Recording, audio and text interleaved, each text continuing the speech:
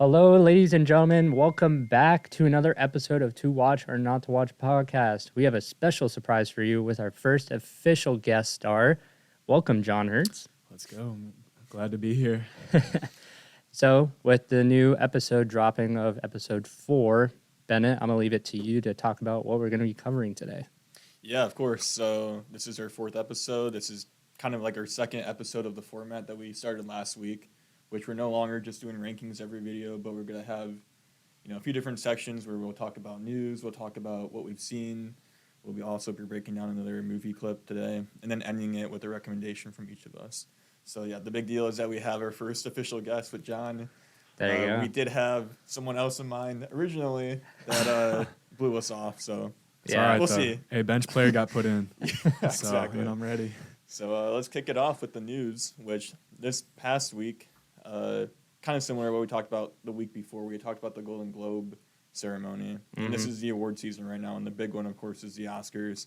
They announced their nominations, I want to say, what was it, Tuesday or Thursday? I think it Earlier was this week. Tuesday that got announced. Okay. Yeah, it was one of those 2 days. I think you're probably right. And the big headline from all of this was the fact that Sinners was nominated for 16 nominations, which is a record. The previous record was 14, which was held by 3 different movies. I'm trying to... I think Titanic was one of them. Yeah, it was La Titanic, La Land. La La Land. And then an older movie, All back About when. Eve. Yeah, back when. Yeah, pulled up here. Yeah. And so, yeah, I broke that record. And we'll also talk about a little bit of why, because they did add a new category this year, which I didn't know about, which is pretty interesting. So if you guys want to pull up on your phones, or I don't know if you have it on your laptop. Yeah, I have just the one that a couple of accounts posted on Instagram, like all the nominees for different stuff. Yeah. But I'll be reading them all for the ones we want to talk about. I just wanted to go over a few sections. I think the first one we should talk about is actor in a leading role.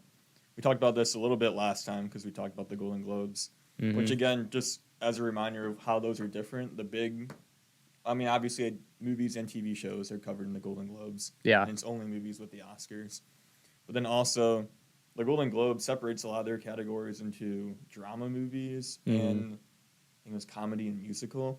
Comedy, musical. And the Oscars just kind of has like a broad blanket for all types of movies. They only kind of do that with like animation and short films where they'll give separate, chances to those movies. But acting in the leading role then applies to all types of movies here. You got Timothy Chalamet, Leonardo DiCaprio, Ethan Hawke, Michael B. Jordan, and Wagner Moura, who I don't know who that is, but the other 4 are all pretty big names.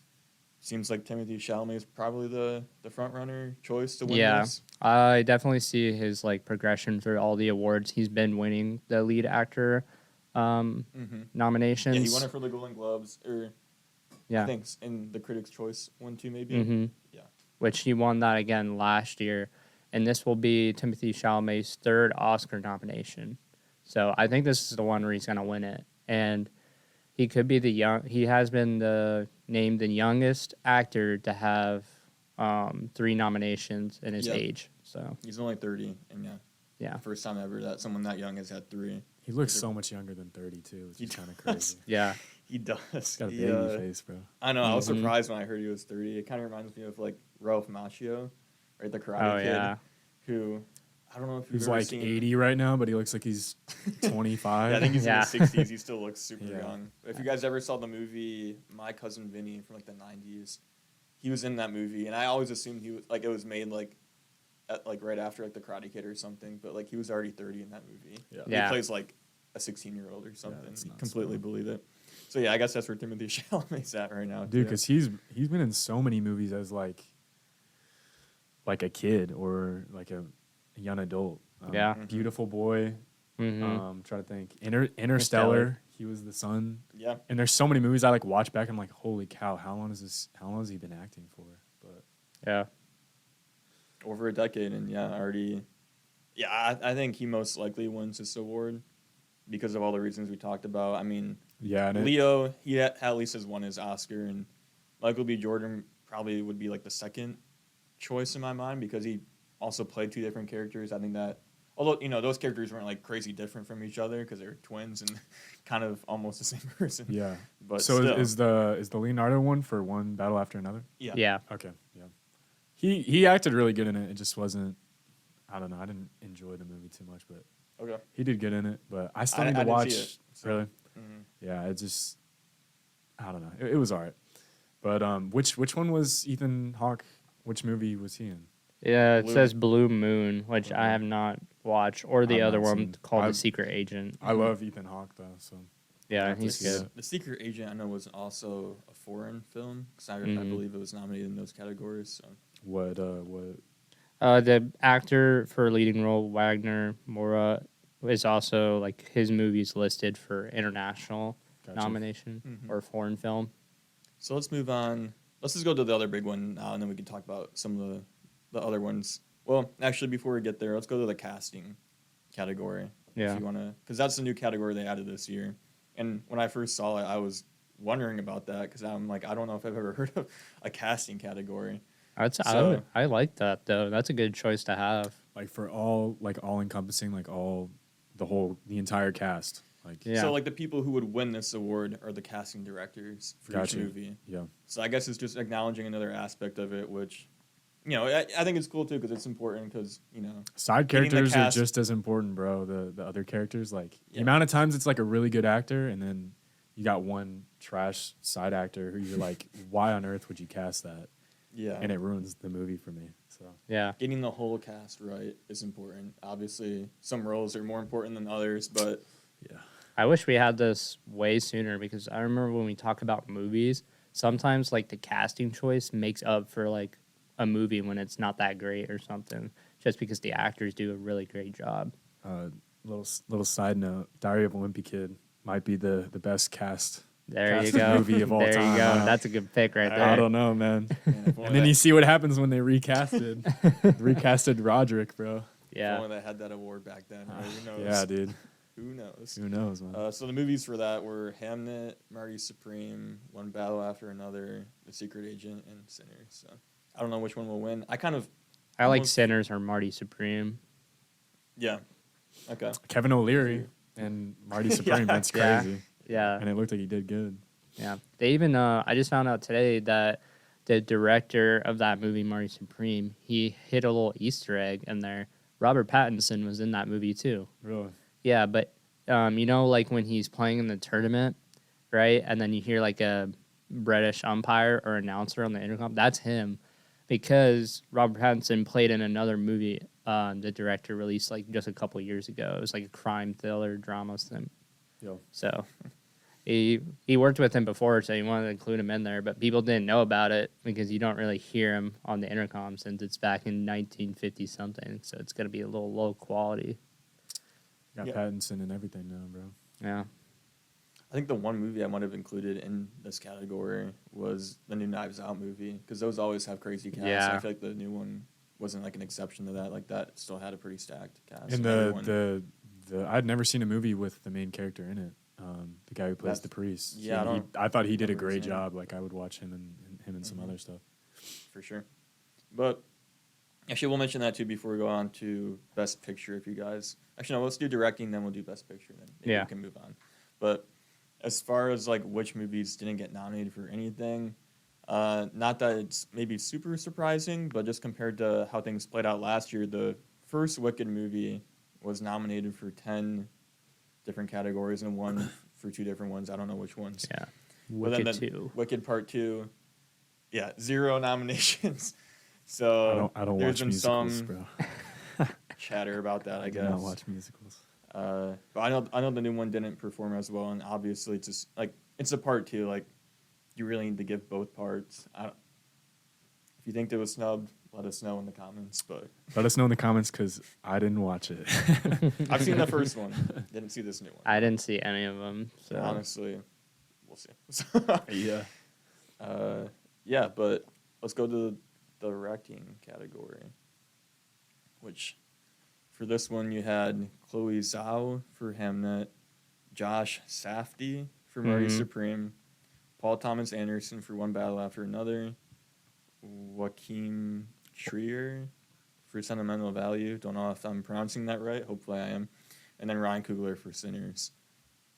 No surprises really in my mind for those nominations. I can't think of someone who... Is Ryan Coogler is that the kid or the vampire?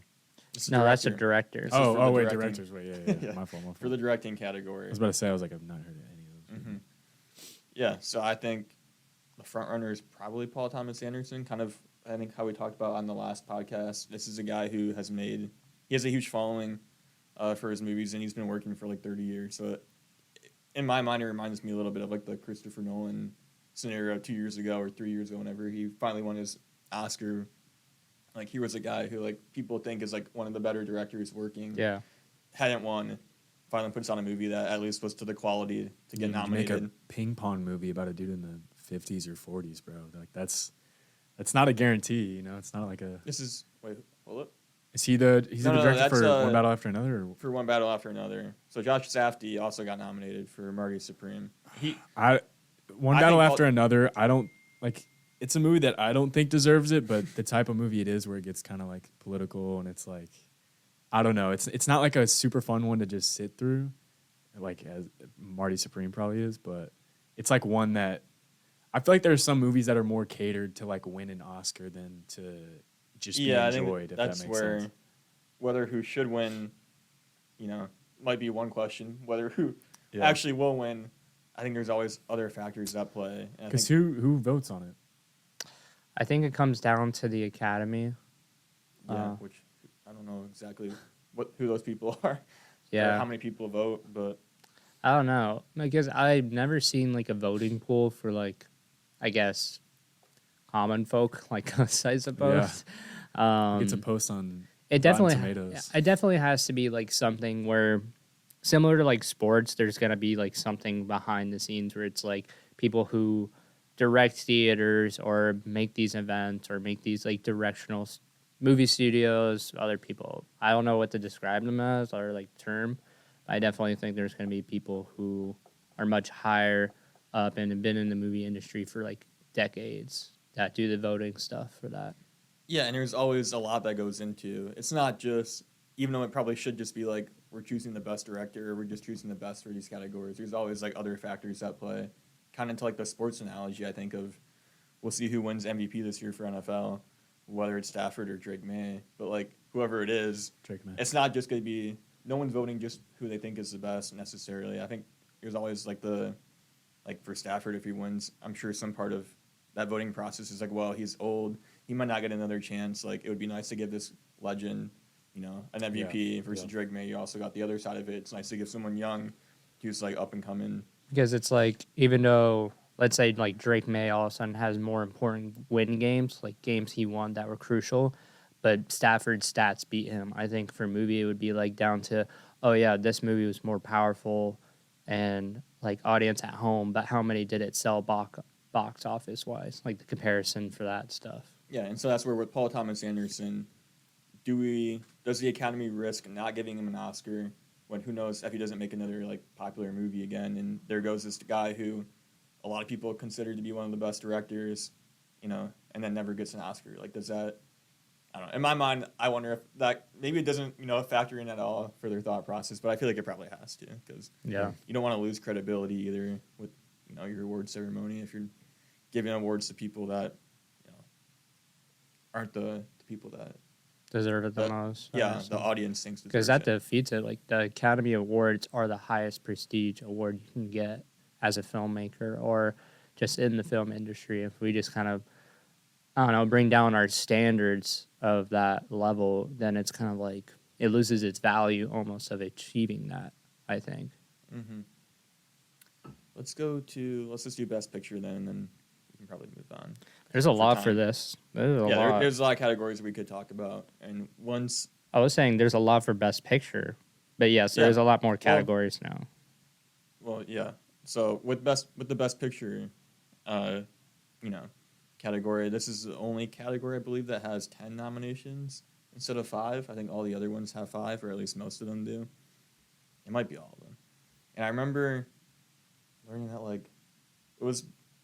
I don't know how true this is. I remember hearing it was because of, in, I guess, 2009 or whenever The Dark Knight came out and that didn't get nominated for Best Picture, people complained about it. Like, there's always probably, people complaining, but I think it was because of that they extended it to 10. That way they can include more types of movies, especially more types of movies that people actually watch and are, like, more popular. Yeah. So that's where, like, over the last decade or whatever, you now get, like, Top Gun Maverick getting nominated. Yeah. You get, like, Barbie getting nominated. Like, these movies that, maybe Top Gun Maverick should have won, but, like, Barbie, like, those were never going to win. Yeah. But I think it's kind of to appease, Appease, and then adds fuel to the fire for, like, those creatives to continue, like, making good movies or try to strive for that again. Because getting nominated, too, is an incredible achievement by itself. And it's just a good way to acknowledge more great movies out there. Instead of just limiting it to 5, you can... Because there's so many movies that come out every year. To only still choose 10 is still difficult. So the nominations this year for Best Picture were Begonia, F1, Frankenstein, Hamnet, Marty Supreme, One Battle After Another, The Secret Agent, Sentimental Value, Sinners, and Train Dreams. What are your guys' picks? Like, what do you think out of those would win? I think problem is I haven't seen, based on everything I've heard, probably Marty Supreme. I haven't seen it though. That's the problem. I don't know, the way I watch movies when I'm kind of in the mood for it, or like some movies you have to just be in theaters and go in theaters for them. But like Marty Supreme, I don't know, just wasn't in the mood to necessarily watch it. But I've seen Sinners. We can talk about it later. But I thought it was all right. I wasn't crazy impressed. F1 is good. I think it's just kind of like just a feel-good movie. It didn't really take any risks in any ways, but it just was overall a really good movie. So I still don't think it ends up winning Best Picture just for that. I thought Frankenstein was really good. I don't know if either of you guys saw that. Yeah, I saw He it. did. Yeah. I haven't. It was really good. I thought it was really good. And I was impressed by, what's his name? The dude who's in Euphoria, too. Jacob Elordi. Yeah. Because, I don't know. He's just like... He's never done, like, a complicated role like that. Yeah, he's more just like the hunk. Like, yeah. Pause, but... I mean, that's literally his next movie is with Margot Robbie, and he plays another hunk character. And it's like... just a little... just a piece of meat on screen, bro. But Oscar Isaac's good in everything he's in. All right, bro.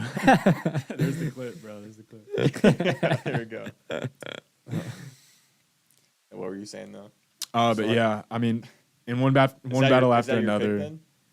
Well, that's my pick. I probably enjoyed that. Those are the two questions, right? Like, who do you want to win and who do you think will win? Begonia, I saw it was kind of out there, which I actually enjoy in movies, but I don't think it was almost a little like I don't think it'll win Best Picture. It was like a little too out there to appeal to like all people, if that makes sense. And one battle after another. I mean, it's one of those that could win, but I don't think it should. Also, I was talking about this. Paul Thomas Anderson, is that Wes Anderson's brother? I don't know who I was talking to about that. Wes Anderson, he's the dude who does the Budapest Hotel. Yeah, I know who he is, but what was the guy you asked? Paul Thomas Anderson, the director for One Battle. I don't think so, but... Anyways, we'll keep it moving on. I know we got other stuff to talk about, but... Yeah, I don't know. I think Frankenstein or Marty Supreme based on how everybody's hyping it up. But you've seen it, so. Yeah.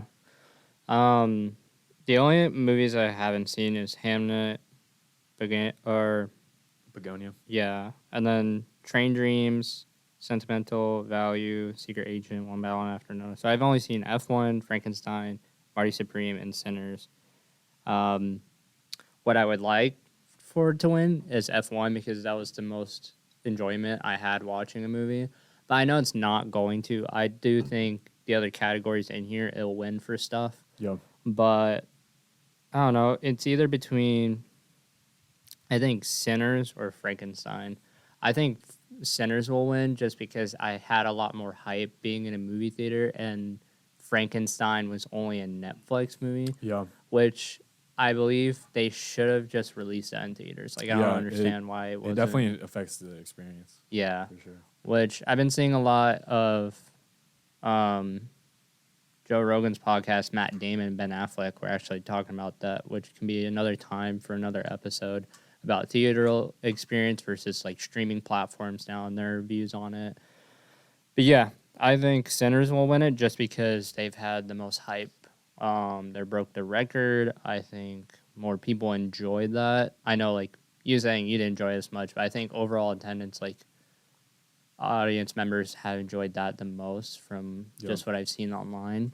It was entertaining. I didn't think it was the best movie. I don't think it deserved it, but it's entertaining at its core. Like it doesn't matter what you think about it. It's still entertaining. It's like a crazy take on something. I also don't think Michael B. Jordan's a good actor, but that's my hot take. But okay, yeah. Well, that's a good hot take right there. Yeah, the movie. Yeah, I mean, we talked about our top 2025 movies. I've only seen F1 and Sinners of the 10, so I've seen even less than you guys. I would choose F1. I get it's not going to win, but because that was my favorite movie, that's one I would vote for. Which one I think will win, though, I think that comes down to either Sinners or One Battle After Another, kind of for reasons I mentioned earlier. I think Sinners has all the hype. I think One Battle After Another has that kind of prestige with the big name director, and you got Leo, of course, in it too, and some big actors. I think it comes down to one of those two. I would be surprised if one of these other movies. I mean, Marty Supreme would maybe be like my third choice for like what could win. Yeah. One Battle After Another has already like beaten Marty Supreme from the other award ceremonies as far as from like best comedy or drama choice for movies. If you look at the history of the Oscars too, I was looking through like which other ones have gotten a lot of awards or like nominated for a lot of awards. Most of these, right? We talked about like the 3 that got 14 nominations: All About Eve, Titanic, La La Land. La La Land was the only one of those 3 that didn't win Best Picture. And then like for most of the ones that have gotten 13 or a high amount of Oscar nominations, usually they end up winning Best Picture. So. Yeah. And I mean, those are 2 good picks too, just because I don't know the way Hollywood is. Hollywood's like everybody's very political there and whatever. Anything that has some type of like One Battle After Another has a lot of like political significance to it, and then The Sinners obviously has like a cultural aspect to it. Anything that has either one of those 2 is gonna be it's gonna draw that audience more or whoever's voting to pick for something that they think is like inspiring or has some type of like cultural political significance to it. So I mean, that's true. That's a good 2 picks for what will actually end up winning. Yeah. Well, let's move on to our next segment, which is just going to be talking about what movies we've seen this past week. And it sounds like from what we talked about a little bit before the podcast, we might just be talking about one movie here because we talked about it at our last podcast that on Friday, The Rip, a new Netflix original movie starring Ben Affleck and Matt Damon, a duo that's been making movies since like Good Will Hunting, which is almost 30 years old. Yeah. Put out a new cop thriller, I guess is the best way I would describe it. Yeah, cop thriller. Just like, I don't know how else to say it, But yeah, what did we all think about the movie? Who wants to? I feel like John or guest I guess I'm the guest. I don't know. I watched it like 2 days ago. And I was gonna watch it anyways because I'm a big fan of Matt Damon, and then I also listened to the same Joe Rogan podcast, and they were talking about how they basically the way they set it up is I don't know, I can't remember if they made their own studio or their own coalition or whatever, but they had something set up where it's the 2 of them who own it or kind of run the show or whatever, and they set it up where the movie, based on how it does, if it gets beyond a certain threshold, then all the production crew, like everybody else, makes money. It's like it's kind of like a commission thing. I was glad you brought that up because when I was over on my laptop, I was searching that up so I could bring that up in conversation. Yep. So Ben Affleck and Matt Damon negotiated a first-of-its-kind deal with Netflix with their movie The Rip. It provides performance-based cash bonuses to all 1,200 cast and crew members based on the film's success. The bonus structure breaks down like this. The entire cast and crew are eligible for bonuses if the movie meets specific undisclosed viewership metrics within 90 days of its Netflix release. Performance-based, unlike traditional fixed salary streaming contracts, this agreement ensures that the film is a success. The team shares in its financial upside. So just the significance of that is like Netflix has never done that type of deal. And as we talked about, Matt Damon and Ben Affleck are those types of guys who love the film industry. Like, they love basically they do what we do right now. It's just talking to each other about film. So I think they really wanted to make sure like their cast and crew was appreciated for their hard work with the Rip. So they're making sure they get the recognition and also the deserved money they get. Because it's with a streaming platform, so it's not as like box office material wise. Yeah. So I mean that was like the cool kind of like fun fact about the movie. So I was like, I heard that, and then anything with those two, I'm probably gonna end up watching, especially if it's on Netflix. So I watched it, checked it out. Started at the beginning of it, I don't know why it felt a little low budget, and like I don't know, the acting felt a little bit shaky towards the beginning. Yeah. But then just a great what do you call it? Great writing, great script. I guess it's based on a semi-true story or true events or whatnot. But the actor that they did it with, or not the actor, the director they did it with. I don't know if you guys have seen. It's not called cocaine. It's like crack, or it's some type of Is it Narcane or Narco? Some type of, I don't know, but I've seen the movie and he did a really good job in it. He kind of directs these type of movies, and they sent him the script. And he loved it. Narcos? Is that what? Not Narcos, not the show. Narc from 2002. Narc. Yeah, is it just NARC? Mm-hmm. Yeah. It's a good movie. So I recommend that one too. But both of them did such a good job. I also liked at first I was like, I recognized who's the Asian actor? Steven Yeun. Steven Yeun, yeah, he's been in a lot of stuff too. Yeah. And I just recently found out he's the voicing on Invincible, bro. Yep. Which they just released season 4 trailer. Yeah, let's go. Yesterday, which I'm hype about, bro. Yeah, but he did amazing in it. And then I wasn't sure because I'd never seen any of the other cast members, but they ended up being solid actors too. Yeah. So yeah, I don't know. What did you guys think about it? Are we spoiling stuff also? Like, what are we? I'll let you. Well, I think we'll keep it spoiler free because it's a new movie. Yeah. And honestly, well, yeah, I'll talk about like what I think about the movie here. I think, Steven Yeun. That's what it is. Not Steven Yeun. Steven Yeun. Okay. Yeah, when I first started watching it, I was kind of apprehensive for a while. So like my only real critique of this movie was that like I was confused for a while, and I feel like it was one of those movies where I was playing catch up, and I was like just trying to like piece together what I could until I finally felt like I was getting it. And like to some degree, that's kind of how the movie was meant to work, because there's just so many twists and like reveals that keep coming, especially towards the end. There's like kind of a really big twist that changes everything that had happened up until that point, and it's like okay, So like by the end, it all kind of made sense, and I was enjoying it. Yeah, it definitely felt low budget, which is weird because I just looked up and it has $100 million budget, which is not like an insane budget, but that's a pretty substantial. I think the way it was shot kind of made it feel low budget. I don't know why. Some of the it pretty much took place on one set, which was that neighborhood. Yeah. Besides the beginning of the movie, and then in the movie they have like the car kind of chase and whatever going on, but most of it took place in that one house in that one neighborhood. Yeah. The cast is really only like 10 people, or like there's obviously more people in the movie, but as far as like people that have like any significant speaking roles, and you know what I'm saying? Yeah. So it felt like a streaming movie to me. Yeah.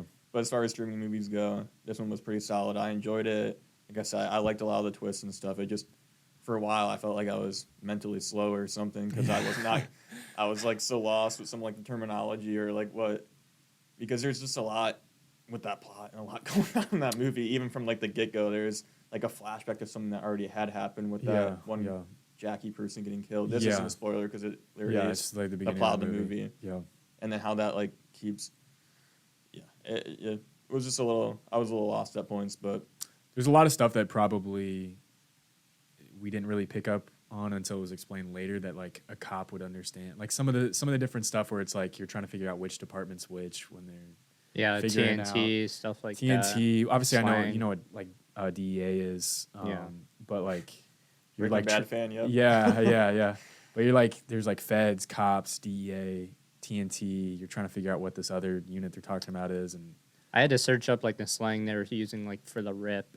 Like for the title itself. Well, I was like, I don't really know what that is. Dealing with the stash of money they find, and like just the protocol with it. Like I didn't fully understand like what the regular protocol just like was versus where they were changing, and then well, even like is the point of like this unit that they had, and like it was just a shorter. And how are they pulling up in like their normal cars and just busting down the, you know what I mean? Like It was like a shorter thing to say, just raiding a stash house. That's basically the term for it. It's just raiding a stash house. Yeah. For cash, drugs, weapons, anything. It's like, oh, we're gonna get this rip. So. But yeah, I mean, I thought it was good, especially for a Netflix movie. I'd give it like a 7-ish. Yeah. Like I said, it's definitely a streaming movie. Yeah. But for a streaming movie, it's worth watching. And I'm always impressed anytime I like don't catch on to. I mean, not to pat myself on the shoulders, but I feel like I can guess a lot of movies. Like, I mean, some of them they make it way too obvious, but sometimes like I'm like, I take a wild shot and it's like, oh shoot, I guessed it. But I did not guess the kind of twist that they had in the middle and then even towards the end of the movie. Yeah. They did a great job with it, you know. Yeah. So yeah. It kind of reminded me of The Departed a little bit. Yeah. Maybe that's just because I saw that not terribly long ago. And because Matt Damon's in that one too. I guess. Yeah. He does a good job at kind of.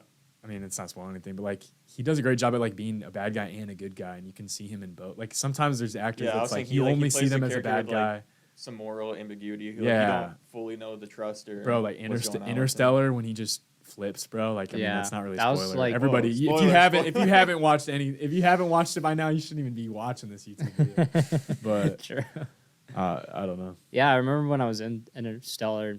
That's why I'll just leave it here. Like that was the biggest like shock plot twist because I'm so used to Matt Damon being a good guy, and I was like, holy cow, wait, he's a bad guy. Yeah. So he does play well in both aspects for sure, both characters. Yeah. Anything else you want to talk about with the movie or? Yeah. Something again from Joe Rogan's podcast they talked about was they definitely were repetitive about talking about the plot throughout the movie because that's one of the big struggles they had with streaming platforms comparing to the film industry was that people are so comfortable watching, movies getting streamed at their house. They usually get distracted by their phones watching it, stuff like that. So they have to talk about it over and over. I can confess I literally was in a Zoom call class as I was watching the movie. Yeah, so I don't want to give this movie was made for John. So. Yeah. Let's just say I wasn't doing my assignments. So I'll just say, like, without, like, saying spoilers, like, when they're getting the rip and stuff, they make sure they keep saying the rip, like, what's their purpose in that movie, so that people, like, when they get back locked in for the movie, they're like, oh, now I can remember, like, what's this about? So you got to watch the movie to know what I'm talking about, but I'm not going to give away the spoiler for it.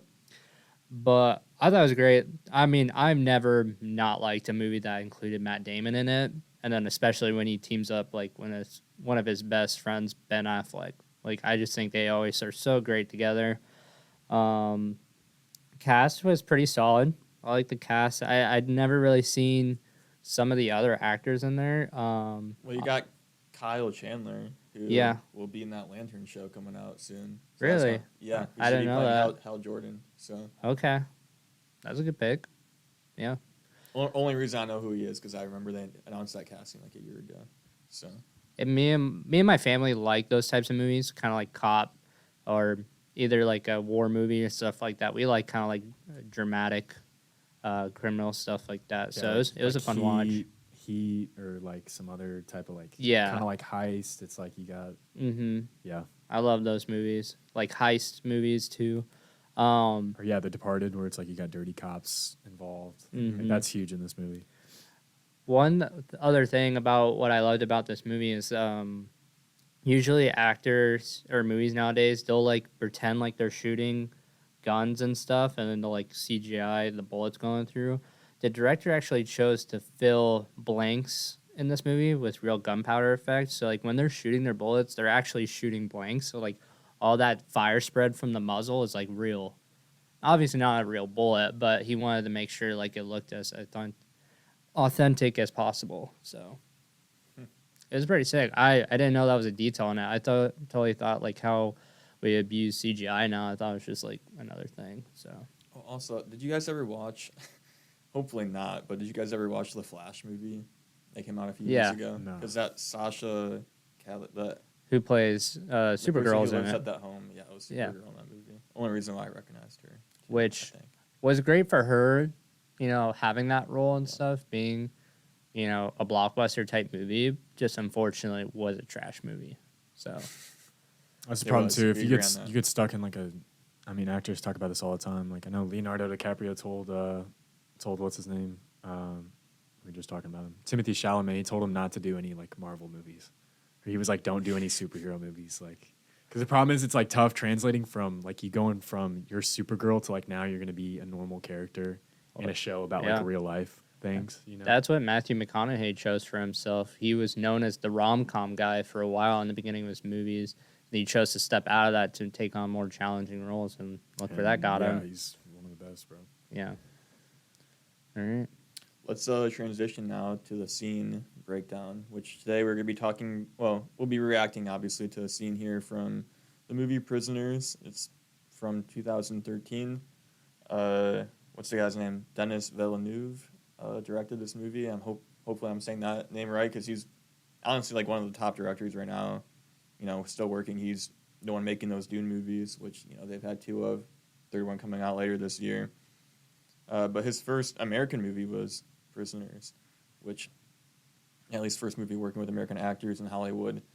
He had Hugh Jackman, Jake Gyllenhaal. Had a pretty great cast, and I don't know if you want to give any context for the scene, maybe, or we could just jump in and kind of talk about it. They had me pick the scene, but overall, this movie is just a super intense movie. Kind of gives you the same feeling you get with any of you guys have seen Taken with Liam Neeson. Just anything involved with a parent. Basically, the background context of it is Hugh Jackman's character is just a dad. Him and his family are just chilling, they're having fun, whatever. Their daughter gets kidnapped, and they like have no clue where the daughter is. They search the whole town, and it's just a desperate father. He figures out who had kidnapped his daughter, and he doesn't know the full story yet. There's some spoilers here. Yeah, I guess if you haven't seen this movie, just skip this section of the video. Yeah. Go on to our recommendations at the end. There will be a timestamp in the video if you want guys to skip ahead, or I'll just put like the timestamp right here on the video. Right. Just go watch the movie on your own time, because it's a great movie. Yeah, but all right. So here's the spoiler. But basically, he figures out who kidnapped his kid, but he doesn't. It's Paul Dano's character, and Paul Dano doesn't actually have the kid anymore. He basically he was doing it for someone else. You find out he's basically mentally impaired, and you find out later in the movie that he had been kidnapped at a young age, and been forced to take drugs and all this stuff. So he's like a special needs guy who takes the kid. He doesn't even do anything harmful to the kid, and he's doing it because somebody else tells him to. But Hugh Jackman's character doesn't know this. He's just trying to find his daughter. Yeah. And so you just see him like freaking out. He basically kidnaps him. The whole thing with him and Jake Gyllenhaal is Jake Gyllenhaal's a cop, and he's trying to operate in the right way, but at the same time he's looking the other way while the father's doing some of these things that you shouldn't be doing lawfully, because he understands, like, he was thinking to himself like, yo, if I had a kid, you know, this is the exact way I'd be acting. And so he finds Paul Dano, and him and a friend have him in an abandoned house, and they're basically torturing the guy, trying to figure out where his daughter is. And so that's the context of the scene.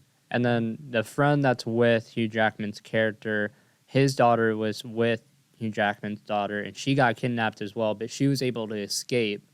So now he has his daughter back. So now he's just trying to help his other friend find his daughter, like where that location's at, basically. Yep. And I don't know his actor name, like his real life name.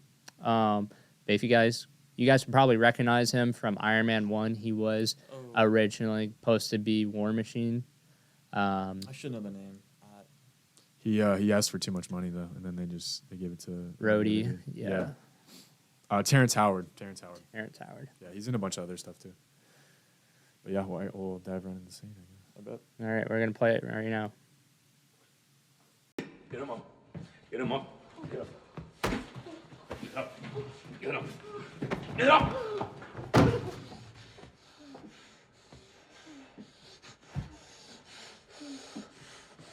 You gonna make me use this? You gonna tell us? You know I'm gonna use this. Fine. You're doing this to yourself. Just tell us. Tell me. Tell me!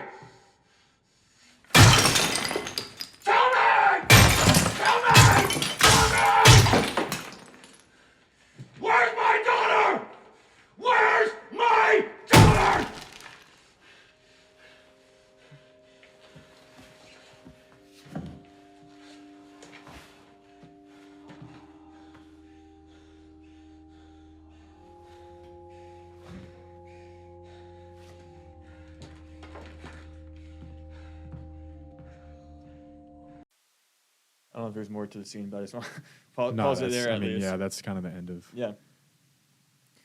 The important First thing, it's crazy that Terrence Howard's character really looks more terrifying. Yeah, Yeah. no, than that's of Hugh Jackman than Paul Dano, does. yeah, because Paul Dano at this point, I mean, we already talked about he's like mentally handicapped. And then he's already been beaten to a pulp, so who knows what he's probably not even all there anymore. Like, he's just gone. He probably doesn't understand, like, he's being held against the wall. Yeah, and the whole thing is like, how far will you go, you know, for your daughter? I mean, in the movie, Hugh Jackman's you got a good guy who doesn't want to like kill this guy or do anything crazy, but he feels like he has to get information out of him, which I 100% get. And then you see Terrence Howard, who's like, his character's like watching his friend become this bad guy in front of his eyes, and he's trying not to like. Even where we're paused right now, look at him. He's staring at the hammer too. Yeah. Like, he's just frozen in fear of like what he's doing to try to help out his friend right now. Like, he knows this isn't right. Yeah, and I mean, Hugh Jackman's a great actor. He just did such a good job at. I'm sure, you know, this helps with Wolverine movies in the future too, just like crashing out. But he just does such a good job of, I don't know, just having a natural freak out on scene where you just yell and I don't know. Yeah. I just thought it's such an intense movie, and this is probably the most intense scene. Yeah, it might be. It's definitely up there. There's a lot of crazy moments in that movie. Yeah. Because, like, also with this movie, you have Hugh Jackman and you also have Jake Gyllenhaal, and I don't remember what their characters' names are, but, like, those are, like, the two leads that each are kind of, like, doing their own. They're both trying to figure out where the girl went, the daughter went. Yeah. But you got Jake Gyllenhaal kind of following, like, his own path, where, what's that one weird guy that, like, he thinks did it at one point, and then... Who always plays like the weird person? Like he's the dude who he's the polka dot superhero in Suicide Squad. And he's like in the Ant-Man movies and some other stuff. But yeah, so like you have Jake Gyllenhaal trying to figure out on his own. David Malchan. That's a long last name. I don't know. I just butchered that. David M. But then you also have Hugh Jackman who doesn't. David D. You know, Hugh Jackman early on becomes convinced it's this guy. Because I remember Paul Dano says something to him of like the name or like says like he knows where she is. And like only Hugh Jackman hears that. He's been like he knows this guy's involved somehow. Yeah. And Jake Gyllenhaal, after like the evaluation or whatever they do with this guy, like is convinced he's just crazy. That's not gonna go anywhere. So like he starts trying to do it on his own. And yeah, the whole way it works out, he like it kind of is involved but not completely. And I mean even the reason like why this movie's called Prisoners too, I think is partly because you have the kidnapped daughter, but then you also have, you know, Paul Dano who's the real prisoner too. Yeah. With them, and he has been for like 20-something years or whatever. You know, it sucks too because it's like, Hugh Jackman and this other guy, they have the only lead they got to finding his daughter right now, and he can't say anything because he's so mentally capable. Yeah. And then the other character we mentioned that was also another victim of the kidnapping who was also drugged out, so he's a little more gone, but he's still capable of speaking. Like we see Jake Gyllenhaal take him into custody. This is another spoiler, but we said that if you're going to stay for the scene, there's going to be spoilers, so you guys can skip ahead, but that other character ends up killing himself. So, like... Yeah, and he had nothing to do with it. He was also just, like, a crazy guy. Yeah, but he was also trying to draw that maze. Like, that was the only lead. Or, like, he was trying to draw something that was leading him to the location, Jake Gyllenhaal. He just didn't know what it was. Mm. Shoot, I don't remember that part now. Yeah, it was, like, when he was in the police station, he just kept drawing something. But then again, it was like Jake Gyllenhaal lost his only lead. So I was wondering, like, what if the roles reversed if Hugh Jackman was able to get answers from that guy instead? But both of them dead ends, basically. I love that frame within a frame shot, too, with, like, the doors frames right here. It's always a good shot, so. It feels like you're, like, outside the room watching it happen. Yeah. Yeah. So, but yeah, that's the scene I picked. No, it's a great scene. It's a good pick. Just Hugh Jackman's character, like kind of like you said, is such a complex character in this movie because you completely understand where he's coming from.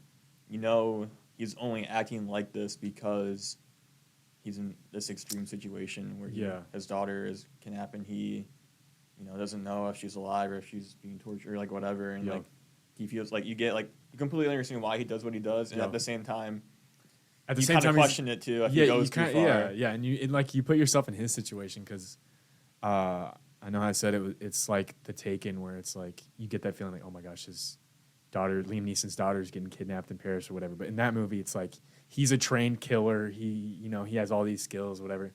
This is just like a regular guy who, also happens to be jacked and 6'3" or whatever, Hugh Jackman. But like.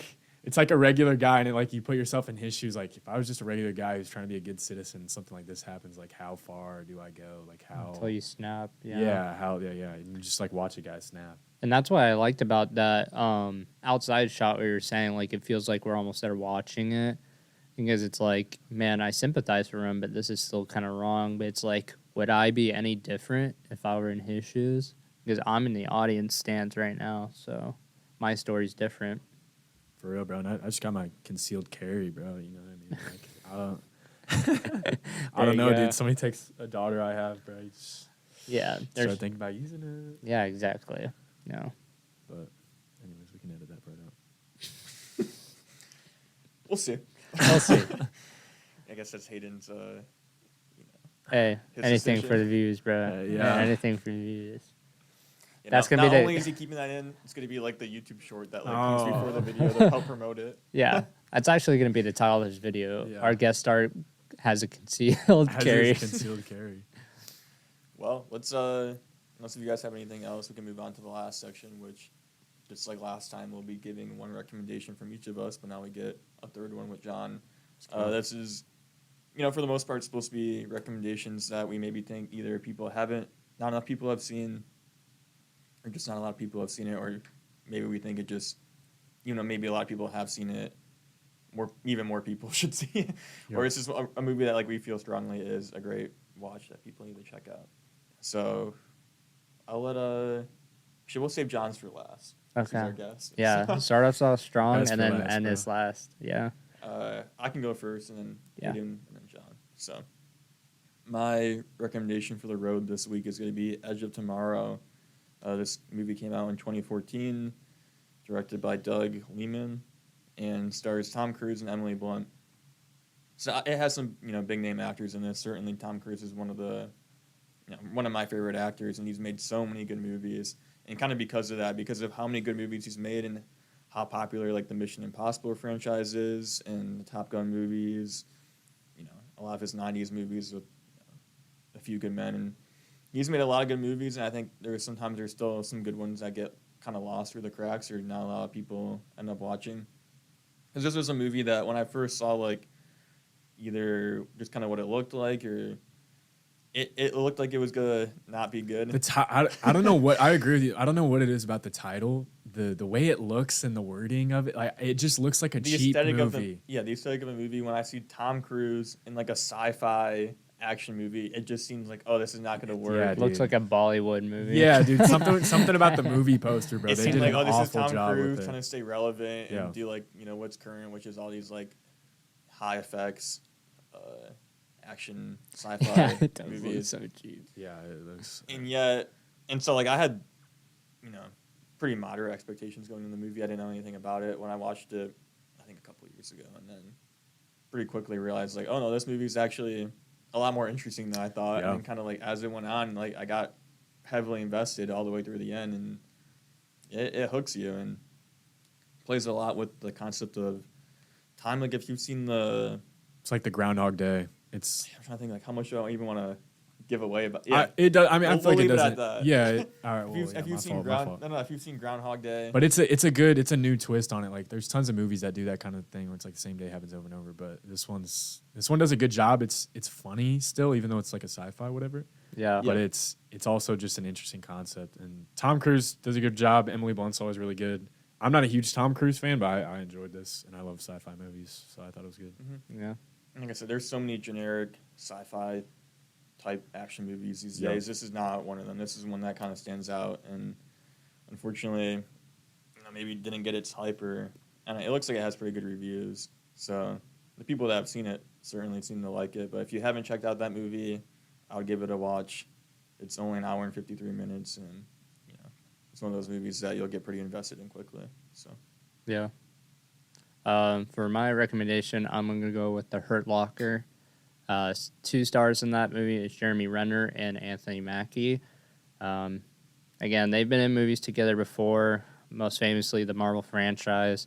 But these two play U.S. soldiers during the Iraq War. They're part of a bomb squad just clearing up roads. The director is Catherine Bigelow, if I'm saying that right. I think so.